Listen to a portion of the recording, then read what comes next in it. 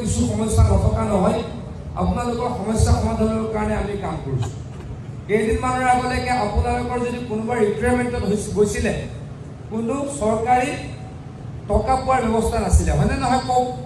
মোৰ যদি ভুল হোৱা নাই, আজি 3 বছৰ আগলৈকে আপোনালোকে যদি কোনোবাই অৱসৰ লৈছিলে আপোনালোকে অলপকৈ একো পোৱাৰ ব্যৱস্থা নাছিলে, আছিলে নেকি কওক? কিন্তু আজি আপোনালোক এগৰাকী কৰ্মীক কিমান টকা দিয়ে ৰিটায়াৰ হ'লে? 4 লাখ টকা দিয়ে।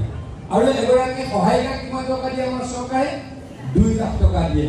এই কামটো মই আকৌ কৈছো, যদি মোৰ ভুল হোৱা নাই, এই কামটো কোনে কৰিছে?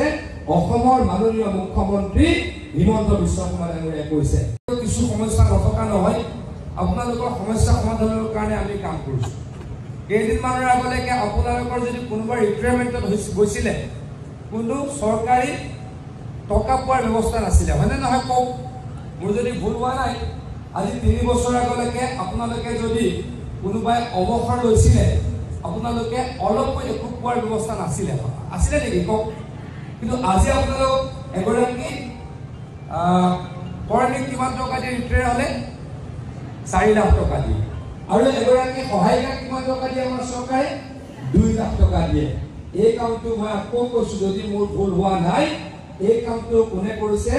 অসমৰ মাননীয় মুখ্যমন্ত্ৰী হিমন্ত বিশ্ব শৰ্মা ডাঙৰীয়াই কৰিছে।